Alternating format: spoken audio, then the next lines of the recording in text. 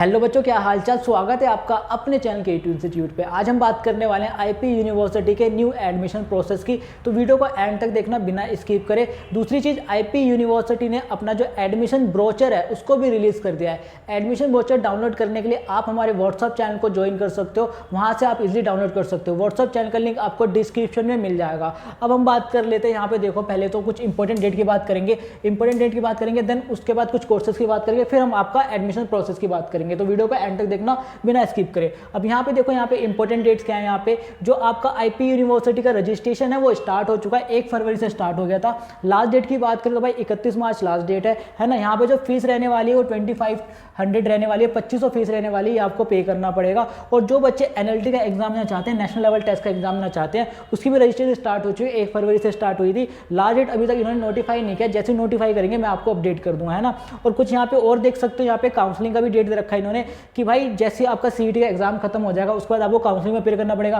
Counselling में appear करने की टाइमिंग यहाँ पे रखी है 26 अप्रैल से आपकी ये रजिस्ट्रेशन स्टार्ट हो जाएगी काउंसलिंग वाली। उसके बाद यहाँ पे 18 मई लास्ट डेट है ना। और जो बच्चे सीयूटी के थ्रू एडमिशन लेना चाहते हैं आईपी यूनिवर्सिटी में, तो वो भी काउंसलिंग को अटेंड कर सकते हैं। यहाँ पे देखो, अभी तक कोई डेट यहाँ पे मेंशन नहीं करी है। टू बी नोटिफाई लेटर जैसे ही आपको नोटिफाई, मतलब जैसे ही नोटिफाई करेंगे मैं आपको अपडेट कर दूंगा, ठीक है। आप बस चैनल को सब्सक्राइब करके रखना। देन यहाँ पे हम बात कर लेते हैं भाई कि कौन कौन से कोर्सेज आप आईपी यूनिवर्सिटी से कर सकते हो, ठीक है। कुछ 3-4 कोर्सेज बताऊंगा, बाकी के कोर्सेज आप जो एडमिशन ब्रोचर से जाके देख लेना।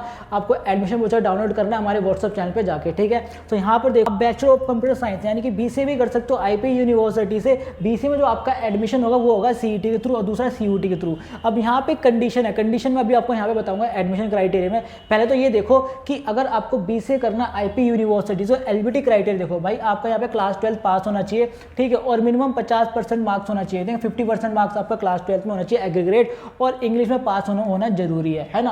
और मेनली बच्चों का क्वेश्चन ये होता है भाई, उनको बीसीए करना है बट उनके पास मैथ नहीं है। भाई यहाँ पे देखो भाई, मैथ तो होना जरूरी है, बट अगर आपके पास मैथ नहीं है तो यहाँ पे अगर आपके पास कंप्यूटर साइंस है ना तो भी आप अप्लाई कर सकते हो। और अगर आपके पास कंप्यूटर साइंस भी नहीं है तो उससे रिलेटेड कोई सब्जेक्ट है, कंप्यूटर साइंस से रिलेटेड कोई सब्जेक्ट है, तो आप जो उसके लिए अप्लाई कर सकते हो, ठीक है, समझ गए। देन उसके बाद यहाँ पे एडमिशन क्राइटेरिया की बात करें तो एडमिशन क्राइटेरिया क्या कहता है कि भाई पहले हम क्या करेंगे, सीईटी के थ्रू एडमिशन लेंगे, सीईटी के थ्रू एडमिशन लेंगे, ठीक है। जब कोई सीट बच जाएगी तब हम एडमिशन लेंगे सीयूटी के थ्रू, यानी जो वेकेंट सीट होगी ना, वेकेंट सीट पे जो हम एडमिशन लेंगे वो सीयूटी के थ्रू लेंगे, सीयूटी के थ्रू, ये ध्यान रखना है आपको। तो अगर आपको आईपी यूनिवर्सिटी में ही एडमिशन चाहिए तो आपको आईपीयू सेट का एग्जाम देना ही देना है, समझ गए। एलबीटी क्राइटेरिया होगी, एडमिशन क्राइटेरिया मैंने आपको बता दिया है। एंड उसके बाद हम बात कर लेते हैं यहाँ पे और भी बहुत सारे कोर्सेज हैं, यहाँ पे देख लो। जो इसका एडमिशन ब्रोचर है ये आपको हमारे व्हाट्सअप चैनल पर मिल जाएगा। अगेन मैं आपको बोल रहा हूँ, आप वहाँ से जाकर डाउनलोड कर लेना, है ना।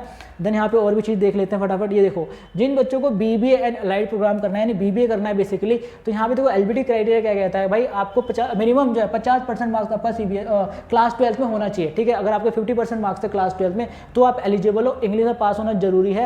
एडमिशन क्राइटेरिया सेम है कि पहले सीईटी के थ्रू एडमिशन लेंगे, फिर कोई सीट बच जाएगी तो सीयूटी के थ्रू एडमिशन लेंगे, समझ गए। देन यहाँ पे उसके बाद आपका हो गया batch of art journalism and mass communication, बहुत बढ़िया कोर्स है। इसमें भी आपका एडमिशन सेम उसी तरीके से होगा, मिनिमम 50% मार्क्स आपके क्लास 12 में होने चाहिए, है ना। देन और भी बहुत सारे कोर्सेज हैं यहाँ पे देख सकते हो। बैचलर ऑफ कॉमर्स यानी बीकॉम ऑनर्स भी कर सकते हो। एलबीटी क्राइटेरिया सेम है, 50% मार्क्स आपके क्लास 12 में होने चाहिए।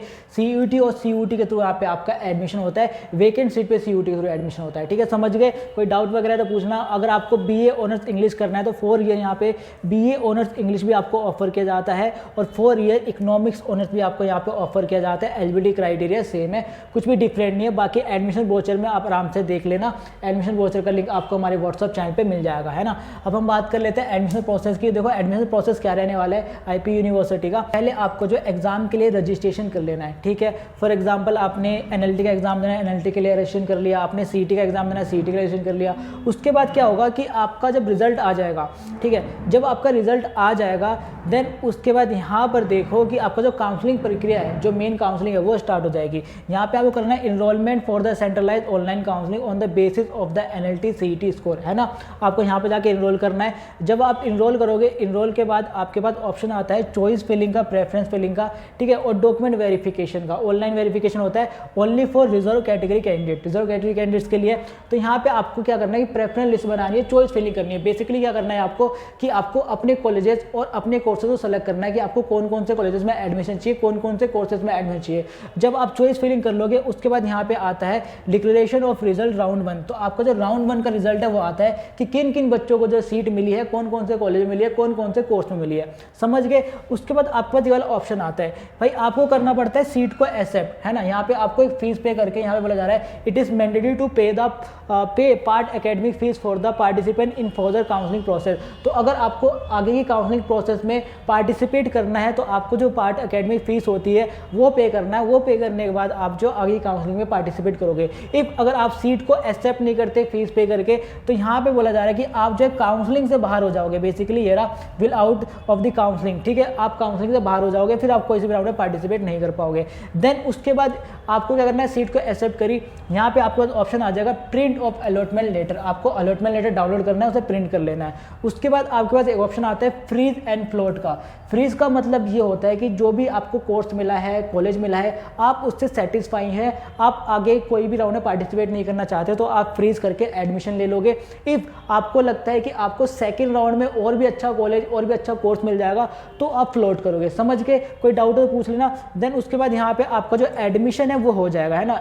तो इस तरीके से आपका आईपी यूनिवर्सिटी का एडमिशन प्रोसेस है। कोई डाउट वगैरह हो तो भाई कमेंट बॉक्स में कमेंट करके पूछना। आई होप आपको वीडियो अच्छी लगी। वीडियो अच्छी लगी वीडियो को लाइक करना, चैनल को सब्सक्राइब करना और दोस्तों के साथ शेयर करना मत भूलना।